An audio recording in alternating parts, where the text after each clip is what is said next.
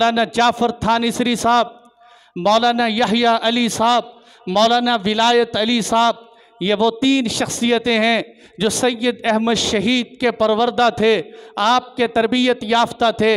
इन तीनों बंदों को अंग्रेज़ ने पकड़ा, अम्बाला हिंदुस्तान में है, हिंदुस्तान से पकड़ा, हाथों में हथकड़ियाँ लगाईं, पाँव में बेड़ियाँ डाली और डालने के बाद पैदल चलाया। पैदल कितना पैदल चलाया? कोट लखपत लाहौर की जेल तक, लाहौर की जेल तक उनको इंडिया से पैदल लाया।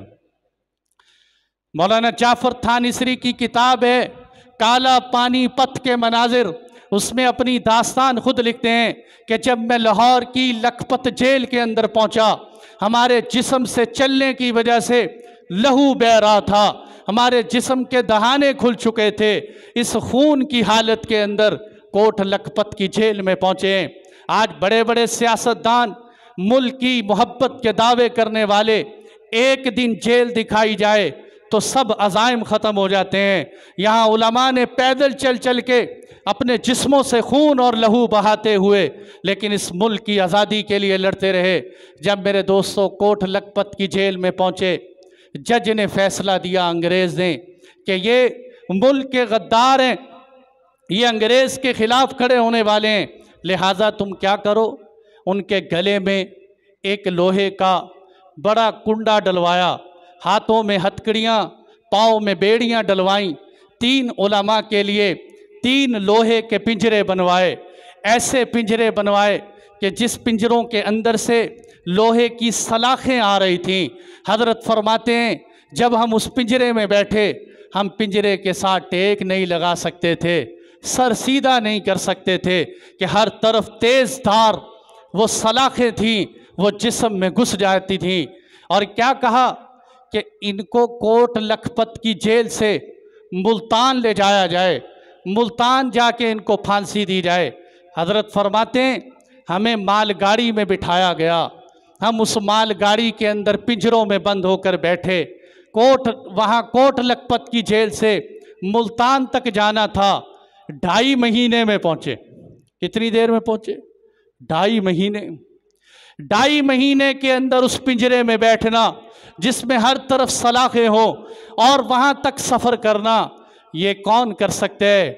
जिसके दिल में गैरत हो, जो बहादुर और शुजा हो, जिसके अंदर ईमान की हरारत हो। यहाँ तो जेलों में बैठे फरमाइश करते हैं जेल तंग बड़ी है, सहूलतें दी जाएं। अजी हमारी जेल के अंदर खाना अच्छा नहीं, और तुम तो खाने वाले और बर्गर ब्रेड वाले लोग हो। उलमा से पूछो जिन्होंने कुर्बानियाँ दी हैं, जिन्होंने सलाखें जिस्म में पाबंद करवाई हैं। लेकिन कितने अफसोस की बात है, आज उन्हीं उलमा को लावारिस समझते हो। आज़ादी आती है, किसी आलिम का नाम तक नहीं लिया जाता। मेरे दोस्तों, नाम लो, मुहिब्बे वतन के नाम लो, लेकिन जिन उलमा ने इतनी बड़ी बड़ी कुर्बानियाँ दी हों, उनसे ना तुम्हारे बच्चे वाकिफ़ हों, न तुम वाकिफ़ हो, बल्कि उल्टा प्रोपिगंडा ये किया जाए कि उलमा ने क्या किया है पाकिस्तान के किरदार में। पाकिस्तान तो हमने बनाया। इंशाअल्लाह सुम्मा इंशाअल्लाह मैं दावे से कहता हूँ, आज भी अगर मुल्क को किसी महाज पर कुर्बानी देनी पड़ी तो इंशाअल्लाह सफ़े अव्वल में उलमा नज़र आएंगे। इसलिए कि ये अम्बिया के वारिसीन हैं, अम्बिया के वारिसीन सफ़े अव्वल में हुआ करते हैं। ये पीछे नहीं होते, ये मुसल्ले पे भी आगे होते हैं, मैदान जिहाद में भी आगे होते हैं। जब मुल्तान की जेल में पहुँचे, वाक़या समेटता हूँ, मुल्तान की जेल में पहुँचे तो हज़रत फरमाते हैं कि हमें ऑर्डर आया।